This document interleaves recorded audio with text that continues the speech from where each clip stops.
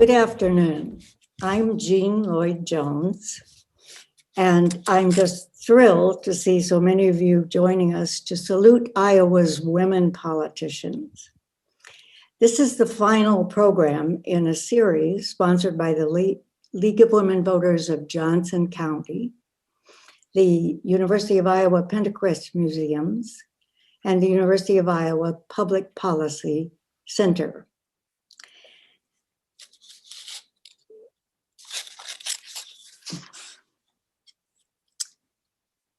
The program is to commemorate the anniversary of the 19th Amendment, which granted women the right to vote.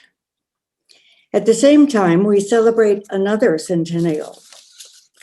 As the 19th Amendment was being ratified by the states, the National American Women Suffrage Association, how's that for an organization's name, was having its last convention. The recently elected president of that organization was Carrie Tubman Catt, who grew up on a farm near Charles City, Iowa. And in her parting remarks to the delegates, she urged them to think about the future and what was going to happen when women actually had the vote. And she encouraged them to found a new organization, which would probably only last about 5 years. The delegates listened to her and voted to establish the National League of Women Voters. So you see, we have two great organizations to commemorate, actually in 2020, but we're a little late this year. Now, every woman in this audience knows that women's achievements mostly go unnoticed and unrecorded. And if you don't know that, just ask any of the people who tried to document the history of the last 100 years for women. The project that we're launching today is an attempt to capture some of the history of the women who have served in the Iowa legislature or in statewide or national office. The impetus for this came from 50/50 in 2020, a nonpartisan organization which was co-founded by Maggie Tinsman and myself in 2010. The goal was to have 50% of the seats in the Iowa legislature, 50% of the Iowa delegation, and the office of governor held by women by the year 2020. Some of these goals have been met. One has been exceeded, but the number of women serving in the state legislature only increased from 23% to 30%. So you see, we have a long way to go. As our contribution to the 19th Amendment commemoration, we felt that a video to honor women in politics would be appropriate. John Culshaw, the Jack B. King University Librarian at the University of Iowa, had a better idea. He suggested that we partner with the University of Iowa Libraries and produce a website. And now he will tell you why it's a website and why it's important. John? Thank you. Thank you, Jean, so much. I'm really delighted to be here today and to have the opportunity to participate in this event. And I'm especially honored to be the only male among the panelists. So thank you for letting me crash this party, if you will. It's really my pleasure to be here. So as Jean mentioned, she and I visited a couple of years ago about her involvement with 50/50 in 2020 in that nonprofit group, and with her idea to create a video honoring women politicians. I thought it was a great idea. I thought it would be a valuable resource, but I was also concerned that it would quickly become static and dated, or worse yet, that it would be sitting on a shelf on a DVD or lost somewhere on YouTube. So speaking of YouTube, did you know that 300 hours of video content are uploaded to YouTube every minute, and that almost 5 billion videos are watched on YouTube every day? As a librarian, that tells me that some curation is important if you want your video content to be discovered and used. I suggested to Jean that the libraries could help gather and present the same video content on a website in a timely, dynamic, and curated fashion. The University of Iowa Libraries has worked for years to collect, preserve, and share the history of Iowa women through our Iowa Women's Archives. We also host the Digital Scholarship and Publishing Studio, a group of staff that help faculty and students design and implement digital scholarly research projects from inception to archive, as they say on their webpage. Undertaking this project in collaboration with Jean and other campus partners seemed like the ideal way for the libraries to contribute to the 100th anniversary of the 19th Amendment, and also to continue working with 50/50 in 2020 on their goal of encouraging women, Iowa women, to become involved in politics. One of my favorite catchphrases is that the 20th Century Research Library was a place where faculty and students came to consume information. The 21st Century Research Library, though, is a place, or really an entire organization, that participates actively in the creation of new knowledge. The website that you are about to see is a perfect example of that.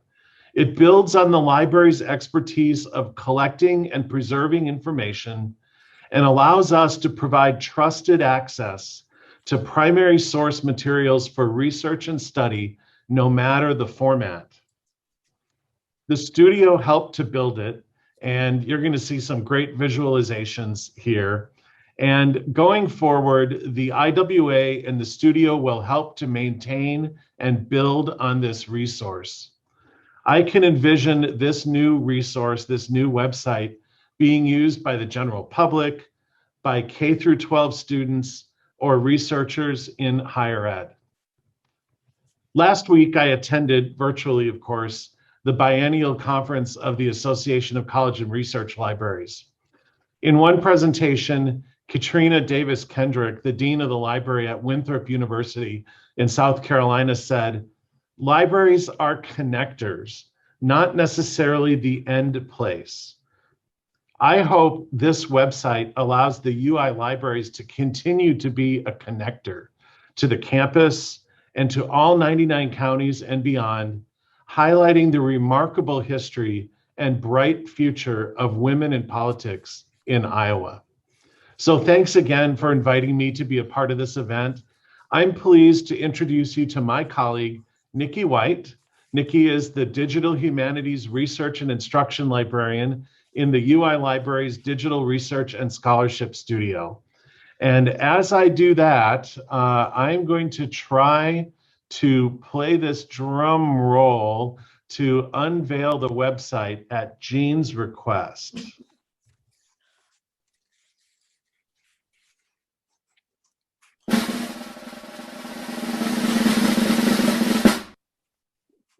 And there you go, Nikki. Thank you so much.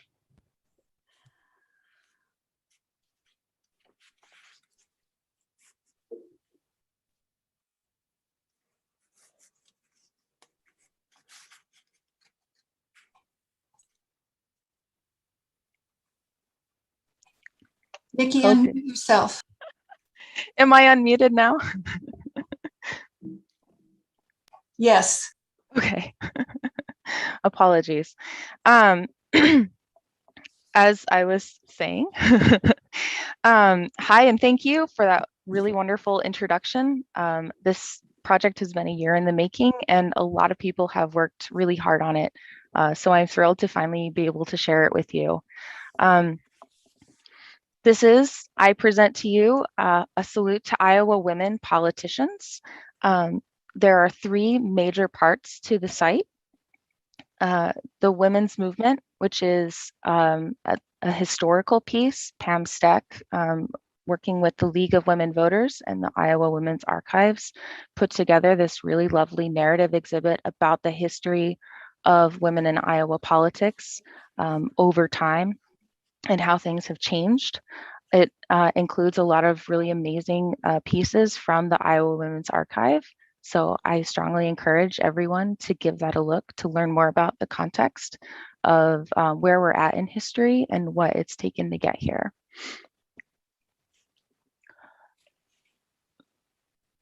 A major piece of this site is the representation of kind of how things have changed over time and across the state. This is the area of the site where we really have our biographies of all of the different women who have served. We hope to expand those in time. And our hope is that people can come here and learn, to be able to answer specific questions that they may have about our history. You can see how the percentage of representation has changed over time and what women have served. If you're interested in a specific year, you can also scroll. So for instance, if I want to see what was the state of the legislature when I was born, I can come directly to that year and see the list of women who were serving at that time and how far into the legislature they had made it. I can also see if I'm interested in a specific county, for instance, I can look here at this map that was put together and scroll, same thing, through time and see how the election of women has spread over time. But then I can also look at any particular county and see how many women have served in the Iowa House or in the Iowa Senate over time, and what was the year span they were serving. So I can switch and look at the Senate as well. You can see in both cases that Polk County is kind of ahead of the curve. So we hope to all get there. I can also, if I am looking for a specific person, for instance, say I know my great aunt was serving in the legislature at some period of time, but I'm not sure when. I can go here and look through all the women who have served in the legislature and find her by her last name. We also have, if we have an interview for them on record, then I can go directly from this listing to hear her words and see what she had to say. And then of course, we also have a listing of everyone who has served at the statewide executive level or in federal office. So watch this space, as they say. This is an area of the site that we hope to see expand a lot over time. As more women are elected, they will be added to this piece of the site. And we hope to also expand out the information and the biographies that we have on them. For me, the most exciting part of the site is Voices, which is all the interview work that Jean and the ladies of 50/50 by 2020 have put together. They interviewed nearly 60 people for this wonderful set of oral histories. And so you can see we have in really amazing responses from women across the legislature and in office, looking at such important topics as, how have men's attitudes changed in the time that women have been serving? What should someone know if they're going to run? Encouraging other women to also run for office. We also have some really fantastic tributes that have been put together about influential women who are no longer with us, but who left a lasting impact with their service. And then we have the introductory clips of interviews from every woman who was included in this effort and who was able to take the time to speak with our interviewers. So there's a lot of really amazing material on here. I highly encourage you to watch all of it. But I will actually share a few seconds of one of these clips with you. I think women are extremely effective and are finally being listened to. I think for a long time it was kind of a good old boys club, and so you really had to kind of elbow your way into the rooms and be heard. But what I find about women is they do their homework. Every new woman that comes in changes it bit by bit. Women are problem solvers. That's what politics is. Problem solving. And that's why I'm very keen on having more women in the legislature and why I am the co-chair of 50-50 in 2020. I want 50% of the Iowa legislature to be female. 53% of the voters in Iowa are female. I'm not trying to be the majority. We're just trying to be equal with you guys. So as you can see, there's a lot of really wonderful material on here. We hope to expand it in the future. This material is also going to be archived in full by the Iowa Women's Archives, so that it has a lasting place in our history. I also want to kind of nod to a lot of people worked very hard to make this happen. I'm very grateful to Jean, who has guided us through this project, to Pam Steck and Sarah Tate, who did a lot of the content work on the site, both with the exhibit and doing the video editing. The IWA, the Iowa Women's Archives, was really key. We have a lot of students who helped scan materials, who helped style the site and do data entry. A lot of people in the studio as well helped with project coordination, with technical elements, with getting videos captioned for accessibility. This project involved the hard work of a lot of people, and I'm very grateful to all of them and very excited to be sharing their work.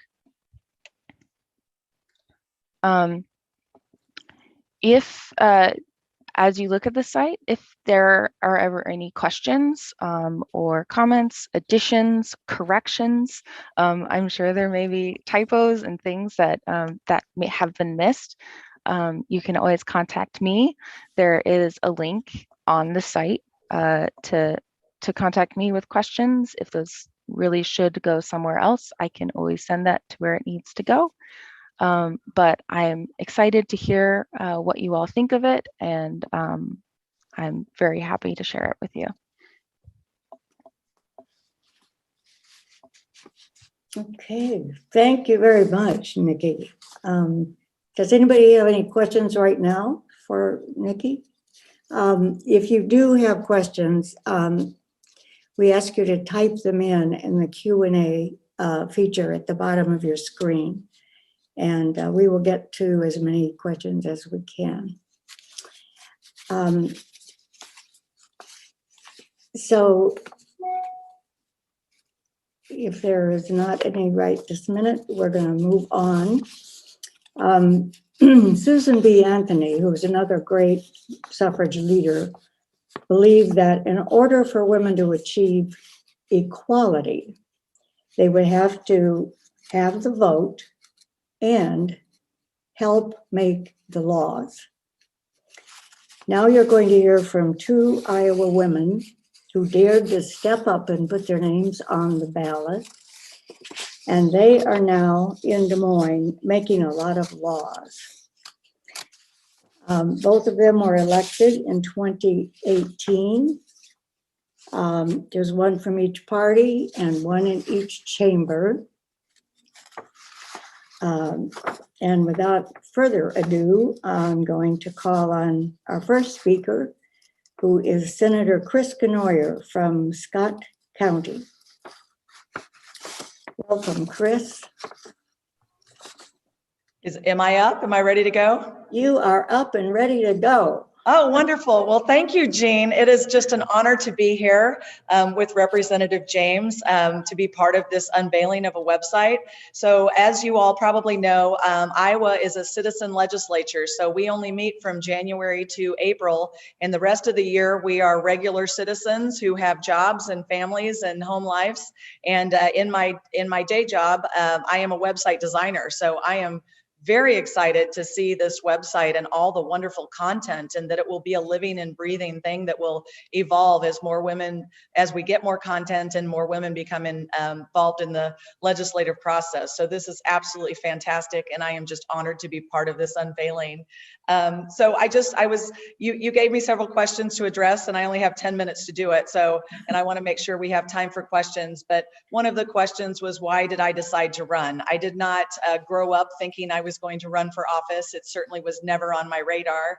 I was involved in my community. I was in clubs in high school and in college, and then involved in my community. But when I had kids, I really got involved with things that, my kids were involved in. I coached soccer teams. I was a Cub Scout den leader, and I did things with my daughter's Girl Scouts, and anything my kids were involved in. And then of course, when they got into school, I got involved with the PTA. And then I became PTA president, and something happened that really impacted me personally. The tragedy at Sandy Hook happened in December of 2012, and the victims in that first grade class happened to be the same age as my twin boys, who were first graders at the time, and that really struck me very personally. And so, PTA president, I didn't even know who my school board representative was at the time, but I looked him up on the website, and I called him to ask what we were doing to keep our kids safe at school, and he didn't return my phone calls.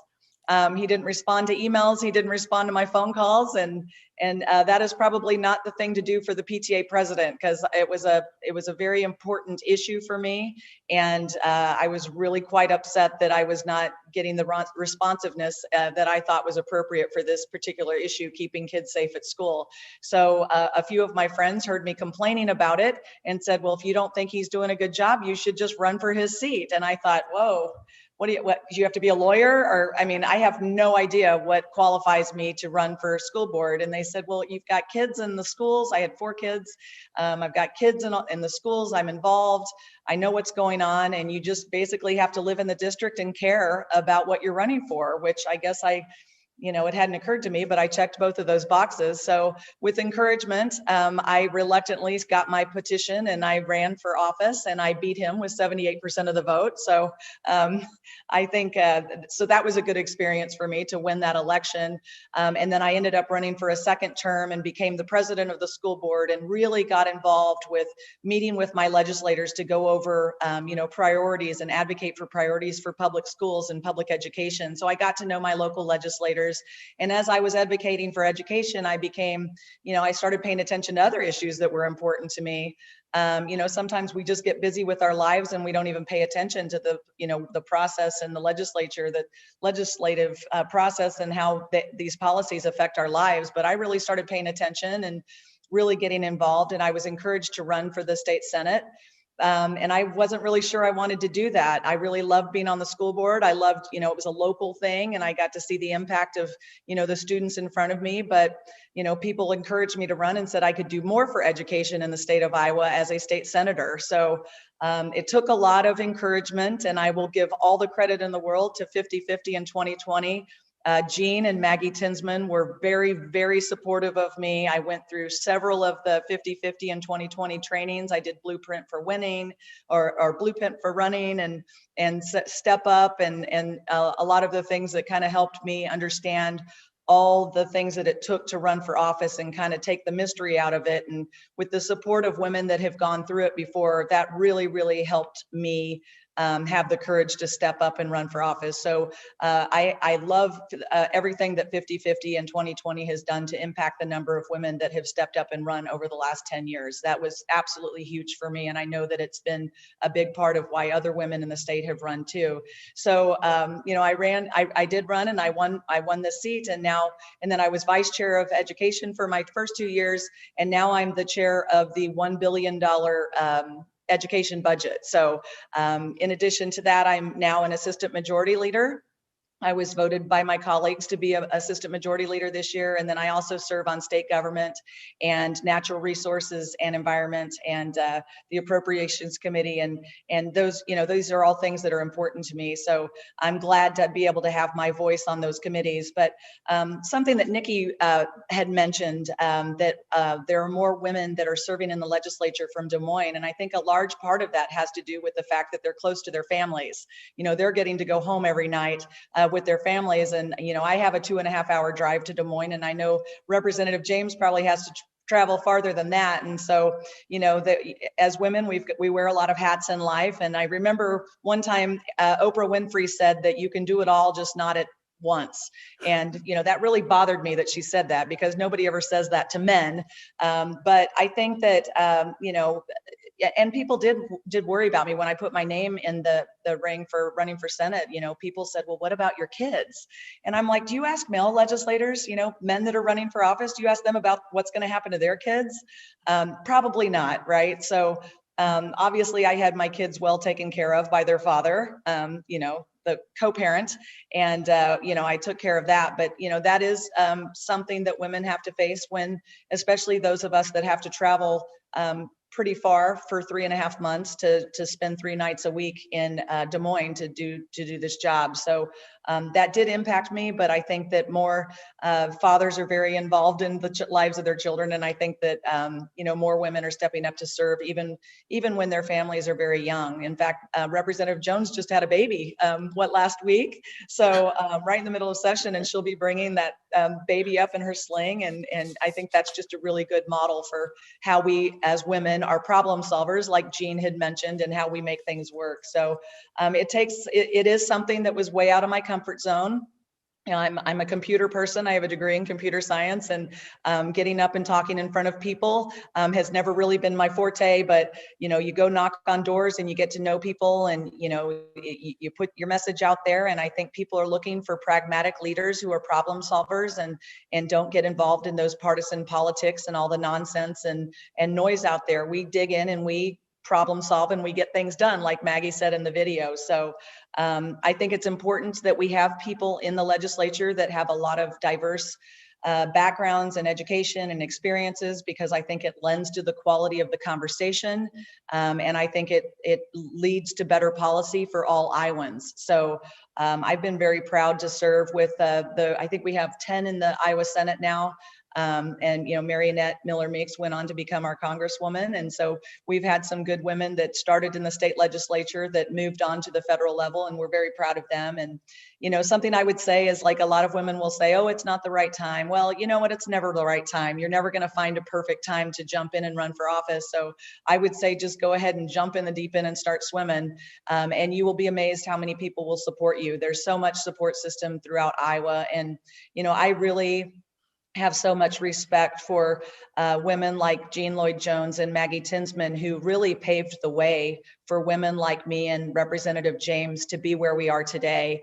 And I really feel like, the initiatives and the things that we're doing today will continue to widen the path for women and encourage women to step up. There's a lot of opportunities to get involved locally with boards and commissions in your area. We're always looking for women to step up and serve in those capacities. And as you become comfortable with those areas, you can become more involved at the city council level or school board, and really just kind of dive in there, and you will, I find it to be very gratifying work, and being able to share my experience. And I've found that it's very receptive here up at the Capitol. But again, that's over many, many years of women that came before me having their voice heard. So I appreciate them so much. And the fact that I can come down here and do what I do is just a true honor for me. And I think I'll wrap it up with that, because I know there will probably be some questions, and I want to make sure. I know Representative James is in the middle of voting right now, so I want to make sure she gets her 10 minutes too. But thank you again for having me on here. It's a true honor. Well, thank you so much, Chris. It's it's wonderful for us to hear from younger women. You know, most of us who have served are rather elderly now, and it's great to hear people like you coming up, and congratulations on your leadership positions. That's marvelous. Thank you. Is Representative James available now? I'm here. Yes. Okay, then let me just say there she is, Representative Lindsay James. And I have to confess that when I first saw, I'd never met you before that. And I thought it must be a man, because the only Lindsay I knew was, you know, a male person. So this is Lindsay James from Dubuque County, and serves in the Iowa House of Representatives, just reelected for your second term, right? Yes. Okay, take it away. Well, thank you, Jean, and for all those who are tuning in. I do want to say some specific thank yous as well, but before I do that, Jean, there is a debate, an ongoing debate in my family about whether Lindsay is spelled as the boys spelling or the girls spelling. So I'm Lindsay, and there's a debate about that. So that's yet to be settled. So you're not the only one. But yes, but I just want to say thank you, a couple thank yous here to Jean and Carolina for hosting and pulling off all of the technology around a Zoom moment like this. I want to thank the University of Iowa Pentacrest Museums, the University of Iowa Public Policy Center, the University of Iowa Libraries. John and Nikki, this website is incredible. And it sounds like with the endorsement of Senator Cournoyer as someone who has a background in this. So congratulations to you all. And then of course, certainly to Maggie and Jean for all of your incredible work with the 50-50 by 2020, and just the investment that you have made in the public sphere in general, but just in women.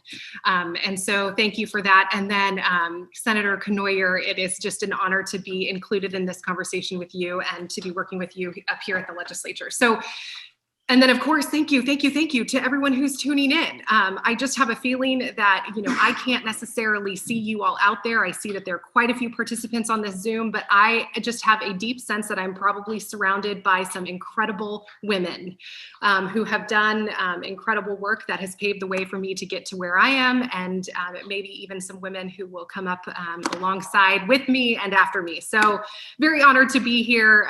Thank you. So I actually have a very similar story as well, getting into politics as Senator Cournoyer. I did not anticipate becoming a politician or doing political work. I was actually spent my career as a college chaplain. So I'm an ordained Presbyterian pastor, and I have worked on college campuses as a chaplain in an interreligious context. So with Jewish, Christian, Muslim, atheist student groups. And I've served on college campuses actually across the country, both on the West and East Coast, and as well now in the Midwest. So I was on that career trajectory. And then my daughter at 6 years old, so I have two young kiddos, but she was 6 at the time. And we had just had a presidential election, and I'm stumbling my way through a conversation with her about the outcomes. And she poses a question. She said, you know, after I kind of had this conversation with her, she said, "Mom, does this mean that we need to build a wall? Mom, does this mean we need to build a wall?" And I thought in that moment, you know, regardless of immigration policy, wherever you stand on that, that there are a lot of walls that have been built, a lot of division in our political and public sphere, and a lot of people who are struggling with that. And so I had this moment when you're looking in the eyes of, my 6-year-old daughter, and she's naming at 6 years old some of the painful divisions within our political public sphere. I just knew in that moment that I had to do something about that and do something more about it, if you will. And so I made this internal commitment to run for office if a seat like this ever opened. And then several months later, a seat opened, and then I was like, oh no, what have I done? I've made this commitment to run for office, but I clung to my courage and I put my name in as a candidate. And then a year and a half later, after a very long and, challenging campaign, but incredibly deeply meaningful work, I ended up as state representative out of Dubuque. And I have to say, I did just win re-election again. So this is my 3rd year up at the Capitol, and what an incredible honor to serve in this way. It's an incredible honor, one, because you are the mouthpiece of 30,000 constituents, or at least, I am, and Senator Cournoyer has 60,000 in her district. And I remember the first time I stood on the floor of the Iowa House and I pulled up that microphone and I began to speak, I thought, this is not about me and my voice. This is about elevating the voices of, people in my district and across the state. This is not easy work. It is hard work, but it is deeply meaningful work. And it's an incredible honor to be able to do that. So it was particularly sweet, I have to tell you, when my daughter stood alongside of me when I took the oath of office. I also have a very sweet son, and he was with me too. And it was actually quite funny.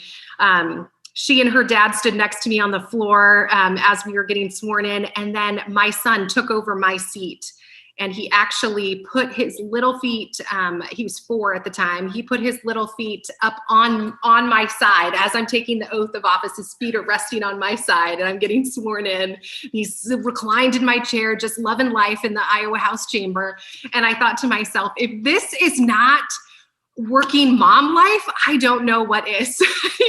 Here I am alongside my family, doing deeply meaningful work. And part of why I feel deeply committed as a mom and as a woman to doing public life and to being in the legislature is because I want my daughter and all of the young women around me to see, my daughter in particular, see their mom contributing to the world in a significant way. And for other young girls to see women leading, not just in the household and in business, but in the public life. And those who have gone before me, here we are celebrating the 100th anniversary of the 19th Amendment. And this wasn't the reality for women for all time. We have had to work extremely hard to make sure that our voice is heard in the public sphere, and and we have work to do. I know that you, Jean, mentioned some statistics, but I wanted to say some as well. Women make up about 51% of the population, right? That makes sense here in the US, but only 31% of state legislative seats across the country. So 51% of the population, 31%. And then as you, Jean, named in the Iowa House, we're still at about 30%. And so we do have a ways to go. But I also wanted to say, not only do we have a ways to go there, but we have a ways to go when it comes to actually empowering more women to step into these seats. I'm told that it takes about 3 times to ask a woman to run for office before she will even consider it. And if that is a woman of color, it takes 11 times.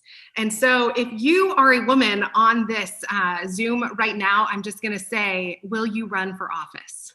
will you run for office? Will you run for office? So that was 3 times. So I've asked 3 times. So now, now you're going to have to cling to your courage and do the same. And so there are some barriers, obviously, but the women who have gone before us have paved an incredible path for us. And now we are here to grab hold of the other women who are coming on up and bring them along. So please do consider that. I know that I am just an email or a phone call away and would love to be able to support and encourage you in your pathway as well. So thank you again for all of the work of this initiative, and it's an honor to be with you.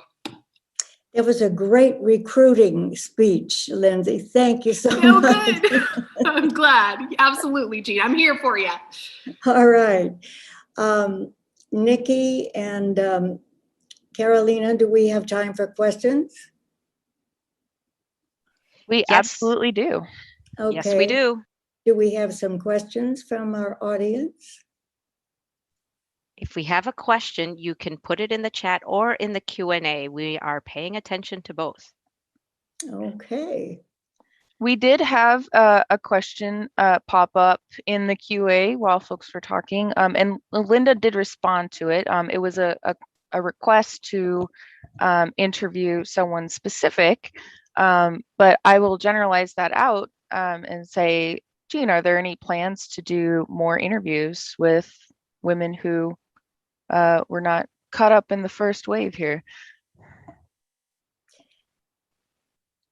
I would like to answer that. Yes, we consider this just the beginning. A lot of the women that we wanted to interview were either not available or, just didn't work out. COVID happened, and that really cut into our activities a lot. But we have really great plans for carrying this on and building on this beginning block. Because, there are people, there are former legislators who have gone on to other things. Janet Adams went home and ran for their city council in Webster City, and then she was elected mayor after serving in the legislature. Kay Chapman, same thing, went back to Cedar Rapids and was elected mayor. Mary Kramer was appointed an ambassador to Barbados, and she wrote a book about that. So women, when I retired from the Senate, I remember some of my colleagues saying, "What are you going to do?" And I said, "You know what? There's a lot of life after the state Senate." And I have, I have had no problem finding enough things to do. So does that answer the question about future plans for this? All right. So is there time for another question? I would like to ask the legislators if the men are treating you like equals.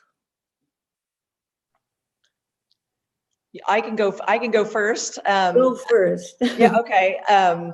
I got to the Zoom or the mute button first. So, that's a great question, Jean. There have been some issues in the legislature, which I think are in the rearview mirror. And so when I came in 2019, we went in my caucus, specifically in the Senate, we went from 1 woman to 5 women, just like that. And our Senate majority, Jack Whitfer, has 2 daughters of his own.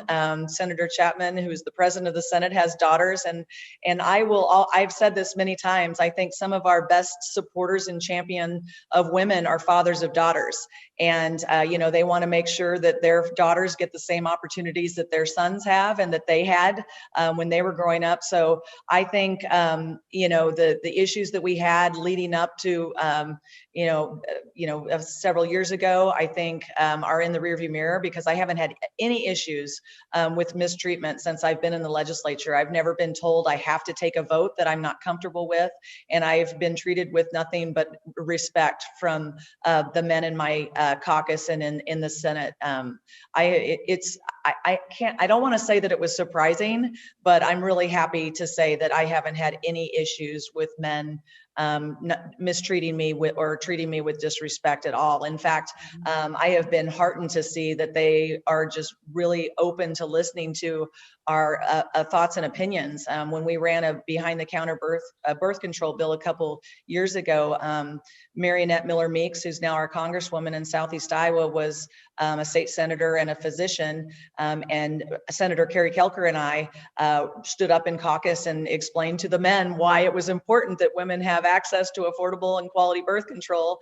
And several of the men came, we ended up passing out of the Senate 42-6, and several of the men came up to me afterwards and said, you know, it was really nice to hear your perspective, and it really made us understand why it was important, and that's why we voted in favor of it. So we are definitely making a difference here, and I think that we have some credibility, which is earned. You know, we've had to earn that credibility, but I think the men have been very receptive to our experiences, and you know, come to us and trust our experience and voice when we're especially when we're dealing with policy that impacts women.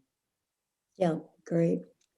And I'd be happy to chime in as well. I would just add, you know, reference the concept that you all are putting forward, which is hard won, but not done. You know, certainly that shaping culture takes people to actually dive into it and be a part of it. And so that's certainly the work that, you know, Senator Cournoyer was referring to is we get to shape a culture around here. And we get to be a part of the conversation around here, but hard won, but not done. I would like to see a woman in the White House as our president. We are continuing to move the needle there. But I would also like to see women lead the Iowa House chamber and the Iowa Senate chamber. And I love the comment about, I don't know if you saw this, Senator Cournoyer, but someone commented about either of us running for governor, but maybe we should just both run, one as governor and one as lieutenant. maybe one day, and maybe we can Rochambeau maybe who gets to do what. So again, you know, hard won, but not done. We have a lot of work, but glad to be doing this work and alongside you all. Right, right. We have a Glad question. to hear that there's been great improvement since the days that I served. Were you going to say something, Nikki? Yeah, we have a question in Q&A. Janet Carl would like to know, do you have a women's caucus that includes both parties in both chambers? We did in the 80s, and it was a great way to support each other. Okay. I think I know the answer to that, but who wants to take that? Lindsay, why don't you start? Sure. Well, certainly I think it has been in the past. I do not believe that there is an active one now, but maybe that's the charge that you all are giving us at this very moment. I certainly think that when women come together across party lines, with different worldviews, we're only stronger. And, you know, I think that a women's caucus we've seen in different parts of the country work really well to actually, as Maggie Tinsman, you know, said so beautifully, we solve problems. So a great way to do that. Yeah, and I would say in the Senate, when I came in 2 years ago, we don't specifically have a women's caucus, but Representative Linda Miller, well, she was a former representative from Bettendorf, and she's now the director of the Department of Aging. When I came in 2 years ago, she invited us to kind of a women's happy hour every Monday. And so several of especially of us freshman female legislators that, you know, came in without, you know, just trying to find the bathroom, right? And if we had issues or questions, she kind of took us under her wing and, you know, really helped us with that first year with those little Monday night happy hours. So it was kind of an informal thing, but women were invited. And it was kind of a nice way for us to share informally some frustrations or questions or try to find out how things work. And Representative Linda Miller really helped, you know, she really stepped up to kind of help us make feel comfortable that first year, especially.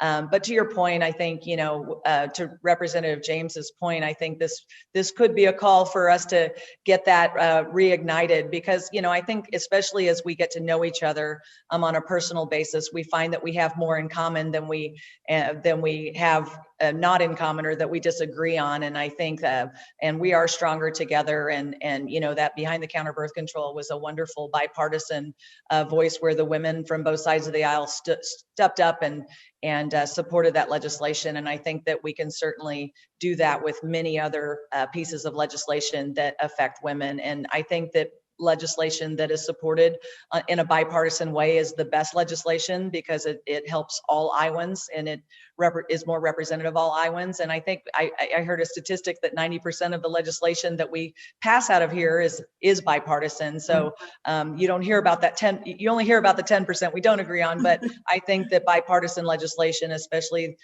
when all voices are heard, is the best policy that we can do that to help all Iowans.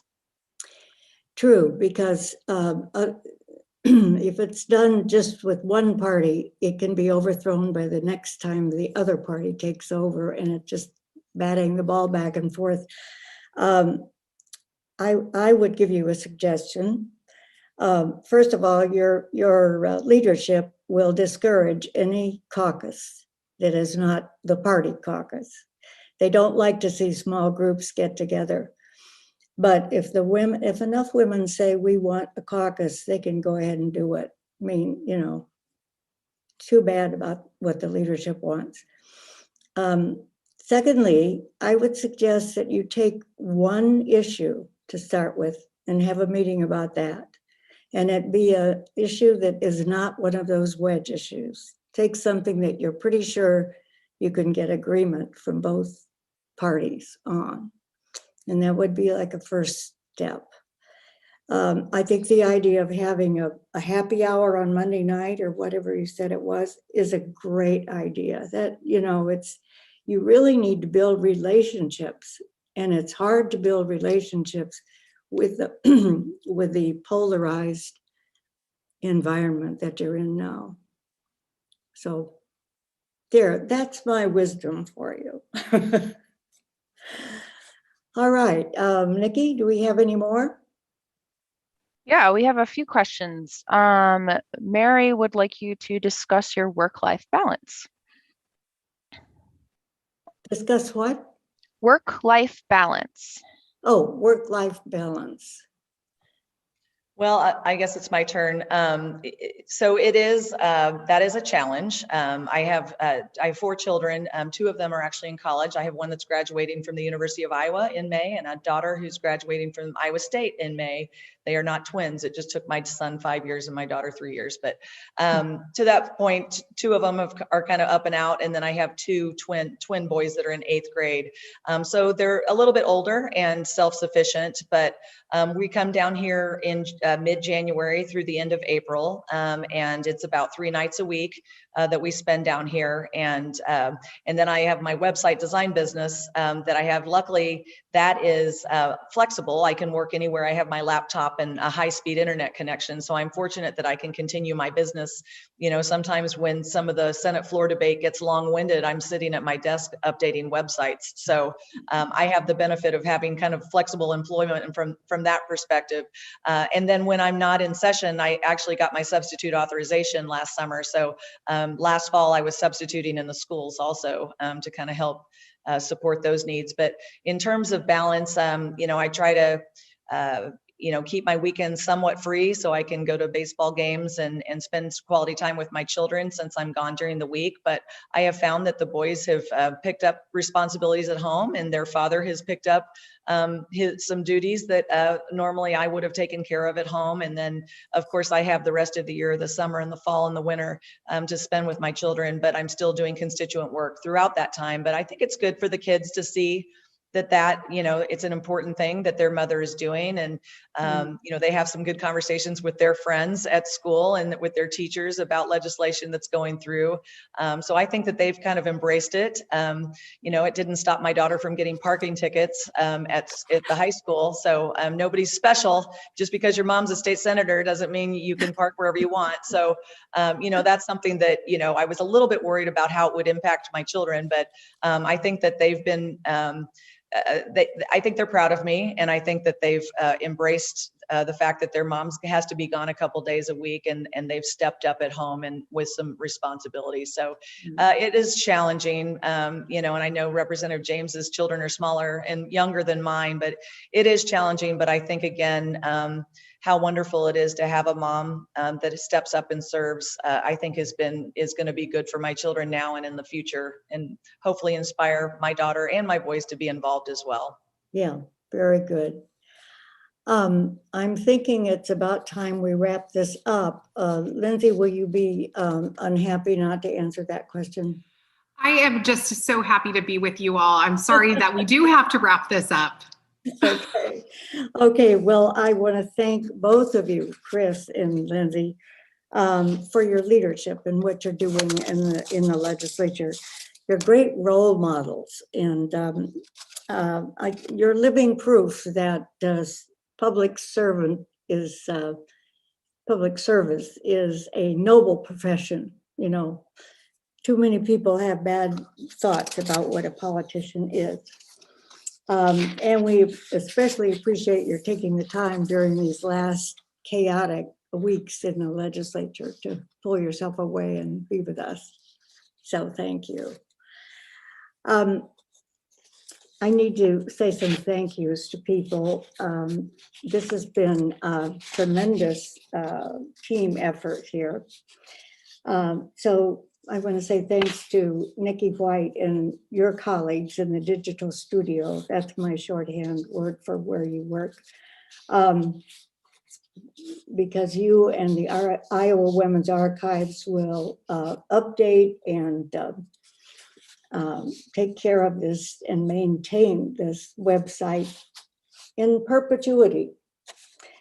I want to thank John Culshaw for your vision and your support, and and for that fabulous drum roll. You did a great job.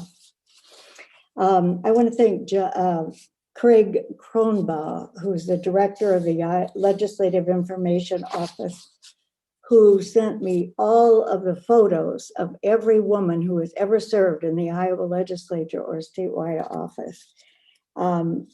And that was extremely helpful. And to Sarah Tate, our intrepid videographer and editor.